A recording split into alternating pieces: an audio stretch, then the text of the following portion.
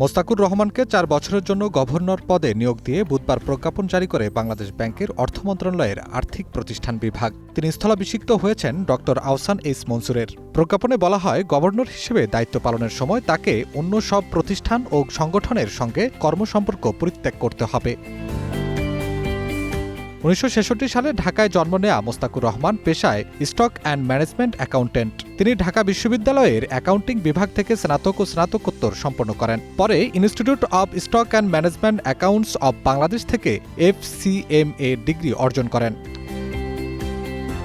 3 দশকেরও বেশি সময় ধরে কর্পোরেট ফাইন্যান্স, রপ্তানি অর্থনীতি ও প্রাতিষ্ঠানিক সুশাসন বিষয়ে কাজ করেছেন তিনি। বর্তমান পরিচয় হেরা সোয়েটার্স লিমিটেডের ব্যবস্থাপনা পরিচালক ও CEO। এছাড়া গার্মেন্টস ম্যানুফ্যাকচারার্স অ্যান্ড এক্সপোর্টার্স অ্যাসোসিয়েশনের বাংলাদেশ ব্যাংক বিষয়ক স্ট্যান্ডিং কমিটির চেয়ারম্যান হিসেবেও দায়িত্ব পালন করছেন মোস্তাকুর রহমান। 1998 থেকে 2000 সাল পর্যন্ত তিনি চট্টগ্রাম স্টক এক্সচেঞ্জের বোর্ড সদস্য ছিলেন। নতুন গভর্নরের সামনে এখন বড় চ্যালেঞ্জ 3টি: আর্থিক স্থিতিশীলতা বজায় রাখা, ব্যাংকিং খাতের আস্থা ফেরানো এবং মুদ্রাস্ফীতি নিয়ন্ত্রণ। আফরাত জামিন, গ্রিন নিউজ, ঢাকা।